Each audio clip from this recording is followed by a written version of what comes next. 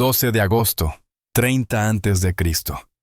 Imagínese que es un soldado romano frente a una cámara de piedra sellada en Alejandría. No hay un patio suntuoso, ni una multitud jubilosa, ni música dramática, solo piedra, calor y guardias. Detrás de esa puerta cerrada se encuentra Cleopatra, reina de Egipto, faraona, última soberana de la dinastía tolemaica, la mujer más poderosa del mundo antiguo. Lleva 7 días encerrada allí. A veces se la oye. No llora, no grita. Solo pasos sobre piedra fría, el suave susurro de la tela, palabras ocasionales, como si estuviera hablando con alguien, aunque todo el mundo sabe que está sola. Estos sonidos no son un signo de debilidad, son un signo de control, de cálculo, de una última batalla que no se libra con armas, sino con paciencia. Antes de poder comprender cómo murió Cleopatra, debemos entender que casi todo lo que creemos saber al respecto es falso. La historia de la serpiente en la cesta de higos, la idea de una muerte apacible en la cama real, rodeada de fieles sirvientas, pertenece al ámbito de la leyenda. Lo que ocurrió entre el 1 y el 12 de agosto del año 30 Tenistotlatoso. En esas habitaciones cerradas no fue una salida romántica, sino un proceso deliberado y frío. No fue un simple suicidio. Fue una destrucción psicológica sistemática, diseñada para quebrantar a la última faraona de Egipto antes de dejarla morir. La verdadera pregunta no es cómo murió Cleopatra, sino por qué Octavio quería que muriera precisamente de esa manera, y por qué necesitó tiempo para ello. El comienzo de esta destrucción se remonta al 1 de agosto, en la tumba que Cleopatra mandó construir para sí misma. Una construcción de piedra maciza cerca de un recinto sagrado, de 2 pisos, con pesadas puertas de madera, sin ventanas, construida como una fortaleza. Cleopatra comprendió que necesitaba la misma protección en la muerte que en la vida. En esta construcción muere Marco Antonio. Se ha arrojado sobre su propia espada, porque le han informado erróneamente de que Cleopatra ha muerto. No es así. Se ha encerrado en la tumba con sus 2 sirvientas más leales y con todos los tesoros que ha podido llevar. Antonio yace moribundo ante la puerta. Sus hombres la suplican que abra. Ella no lo hace. No puede. Los soldados de Octavio están a solo unos minutos. En su lugar, baja unas cuerdas y arrastra a Antonio por una ventana del piso superior, mientras su sangre corre por las paredes de piedra. La idea es difícil de soportar. La reina de Egipto sacando a su amante moribundo por una ventana porque tiene demasiado miedo de abrir su propia puerta. Antonio muere en sus brazos. Sus últimas palabras no hablan de arrepentimiento, sino de significado. Él cree que su vida ha tenido sentido. A Cleopatra apenas le queda tiempo para llorar. Poco después, todo habrá terminado. Cuando llegan los hombres de Octaviano, ocurre algo decisivo. Octaviano no irrumpe en la tumba, no la destruye, no entra por la fuerza. En cambio, envía un mensajero con un mensaje aparentemente sencillo. César desea negociar su rendición y el futuro de sus hijos. Cleopatra se niega a abrir la puerta. Habla a través de una rendija en la piedra y exige garantías para sus hijos. Mientras negocia, los soldados trepan por las paredes, precisamente por la misma ventana por la que Antonio la había sacado unas horas antes. La sorprenden y la dominan antes de que pueda reaccionar. Cleopatra intenta suicidarse, saca una daga de su ropa, pero los soldados están preparados. Tienen órdenes claras, no debe morir. No ahora. La sacan de la tumba, la llevan al palacio y la recluyen en una cámara cerrada en la planta superior.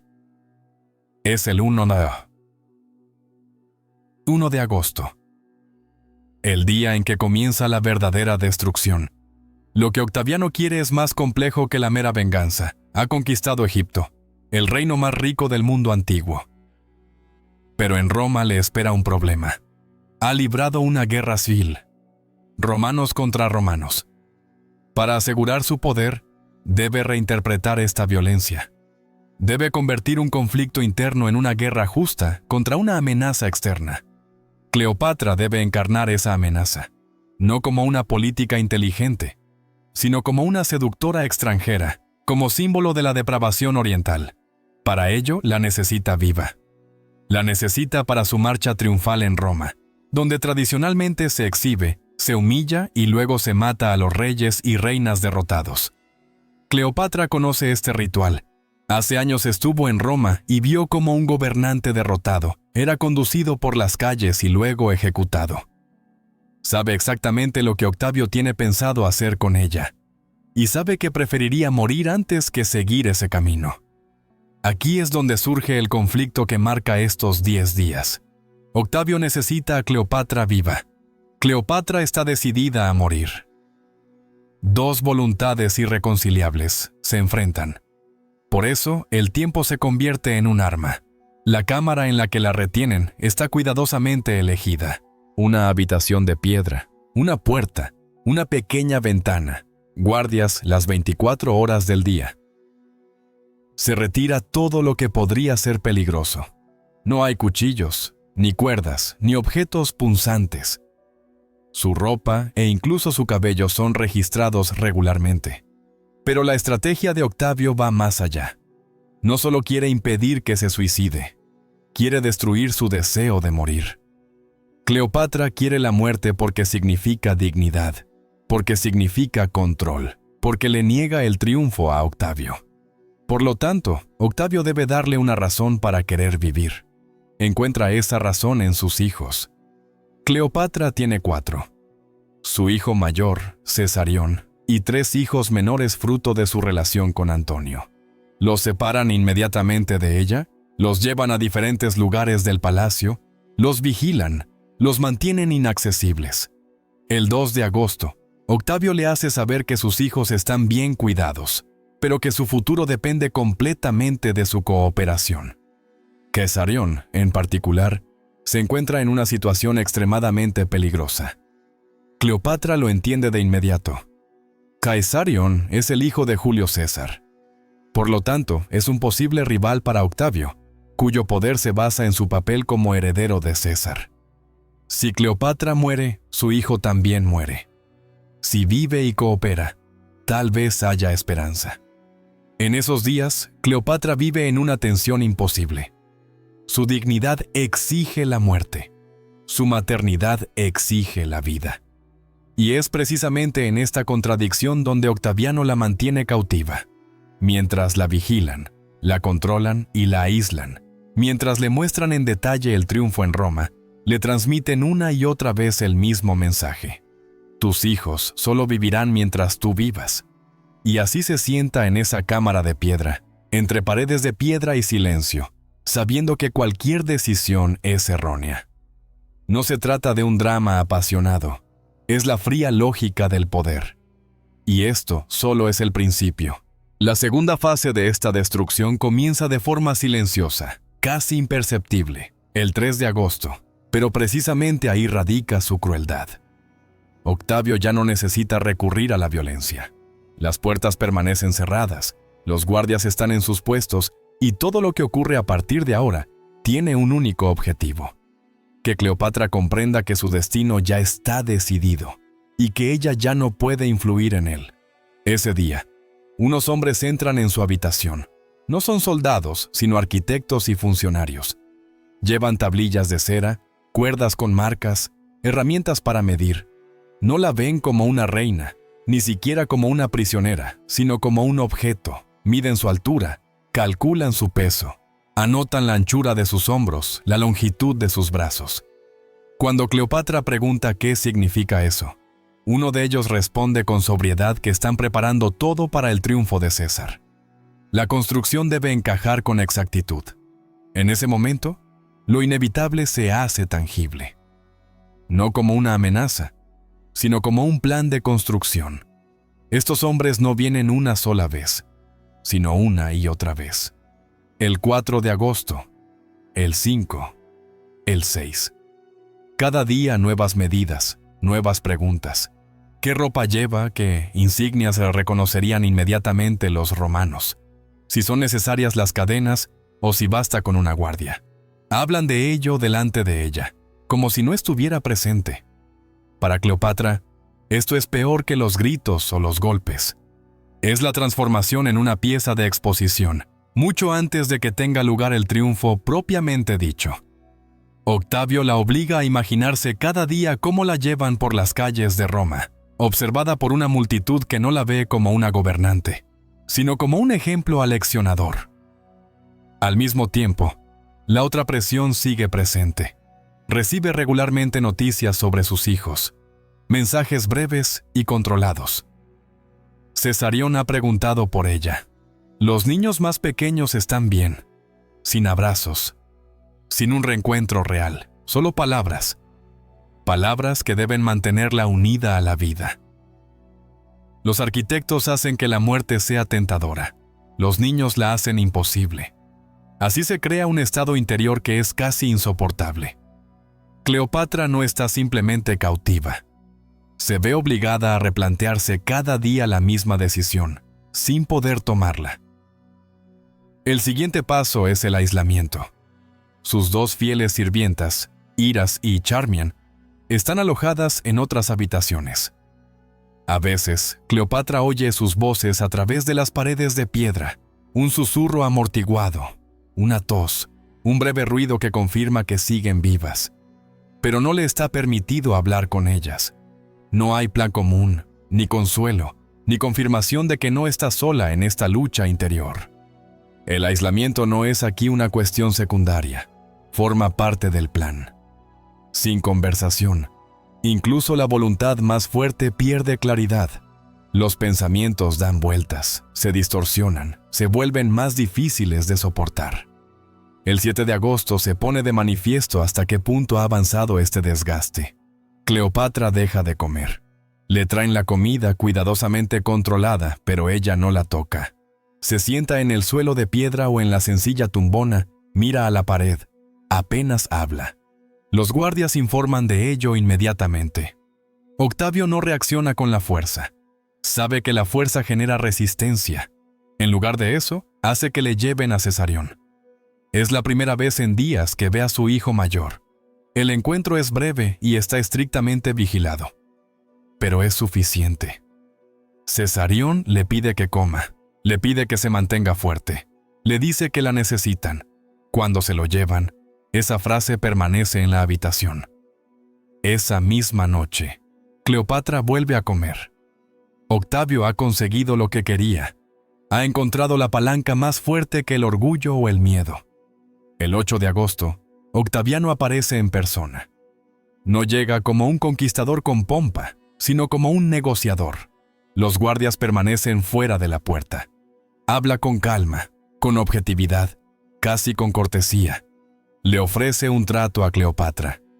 Si participa voluntariamente en la procesión triunfal, no encadenada, sino caminando, con un resto de dignidad, sus hijos serán perdonados. Crecerían en Roma, educados y protegidos. Incluso Cesarión, da a entender, podría vivir. Si se niega, su muerte será inevitable. Y el destino de los niños incierto.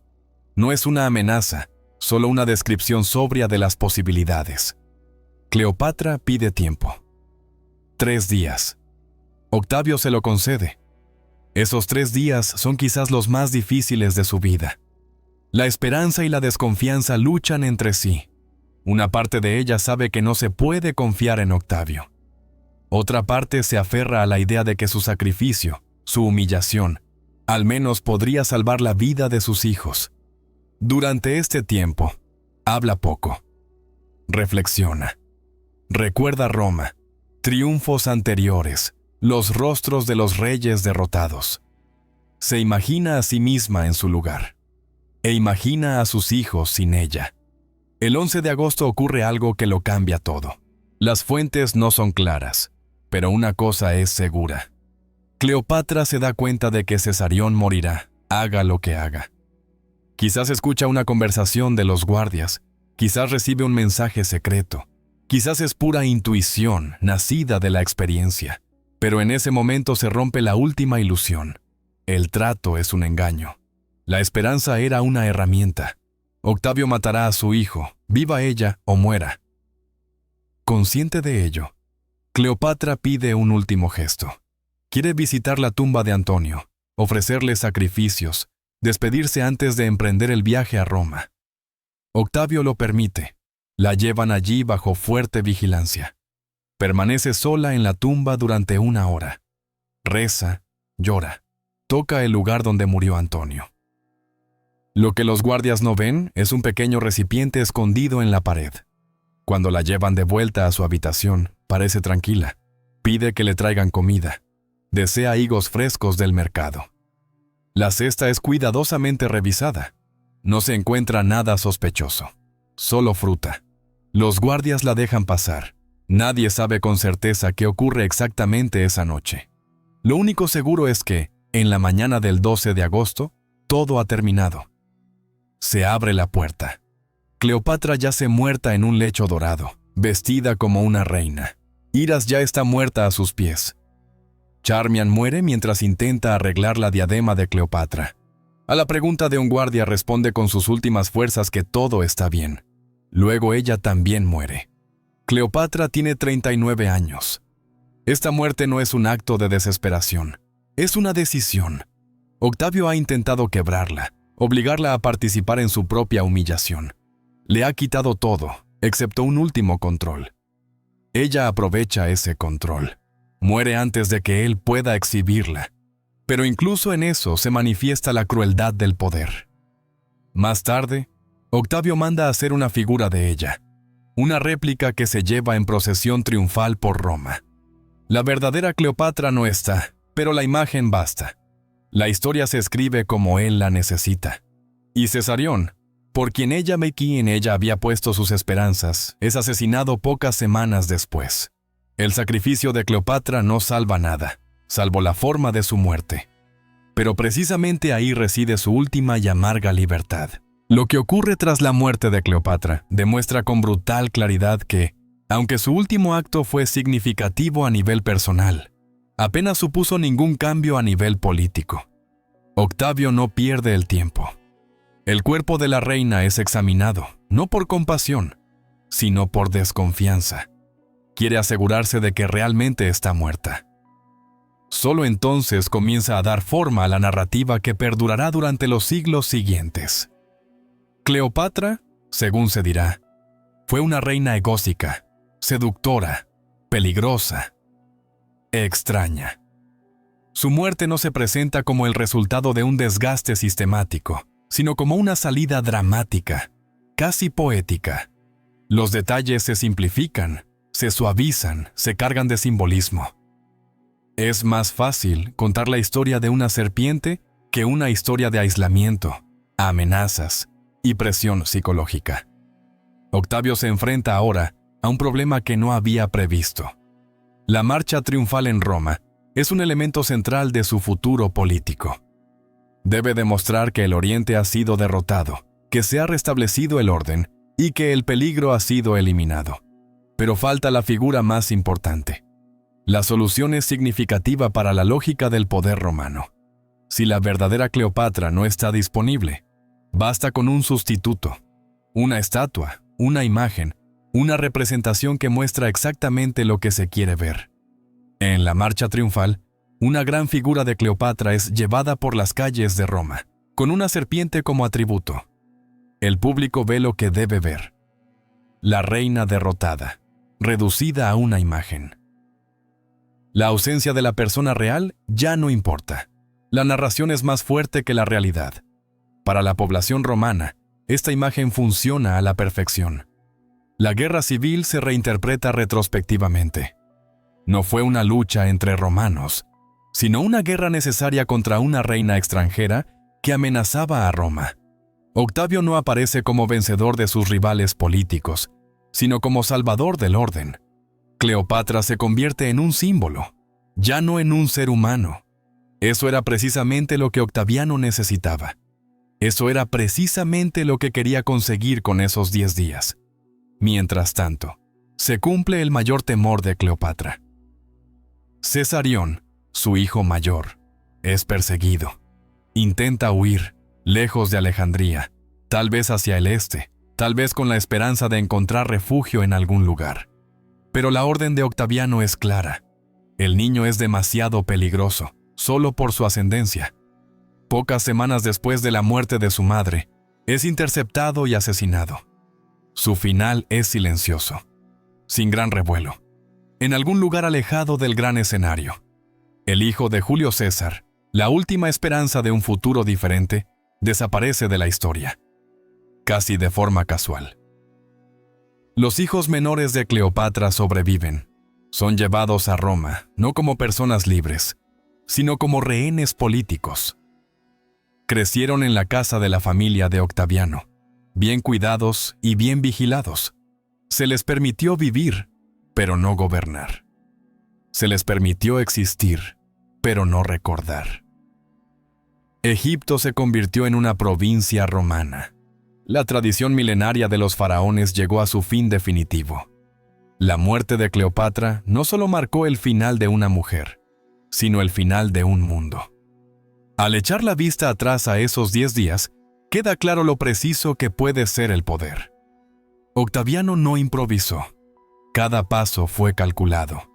La elección de la habitación, la eliminación de todas las herramientas posibles, la separación de los aliados, el uso de los niños como medio de presión, la demostración de la futura humillación mediante mediciones y planes. Nada de eso fue casual. Era un sistema cerrado que tenía como objetivo reducir el margen de maniobra de Cleopatra a una única decisión: vivir y someterse o morir y perderlo todo. Que ella eligiera la muerte no fue un gesto romántico, sino la consecuencia lógica de un sistema que no le dejaba ninguna alternativa aceptable. Y, sin embargo, queda una amarga constatación. La decisión de Cleopatra le negó a Octavio el triunfo sobre su cuerpo vivo, pero no el triunfo sobre su historia. Él controlaba la imagen que se mostraba en Roma y, con ello, la imagen que se transmitía.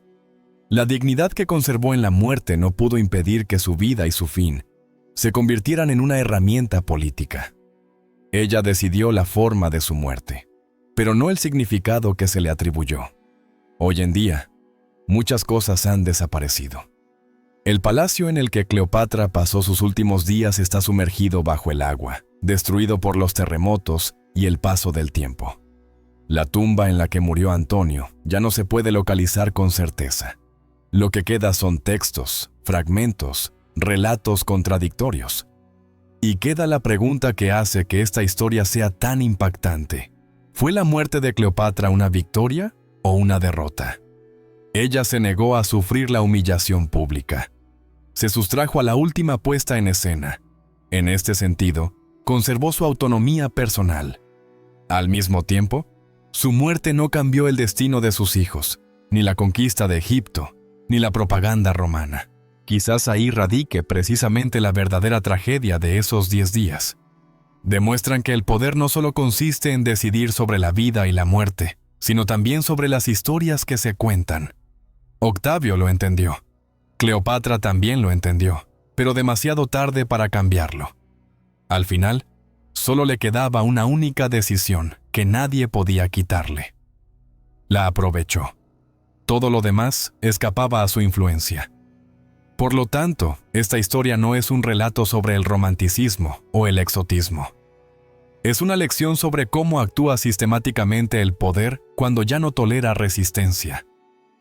Muestra cómo se puede quebrantar a las personas, no mediante la violencia abierta, sino mediante el control, el aislamiento y la instrumentalización del amor. Y muestra cómo incluso un último acto de autodeterminación puede ser transformado por un sistema más fuerte. Cleopatra murió como reina, pero murió en una habitación sin ventanas, custodiada por soldados, en un juego cuyas reglas habían establecido otros. Eso es precisamente lo que hace que sus últimos días sean tan conmovedores y tan instructivos al mismo tiempo.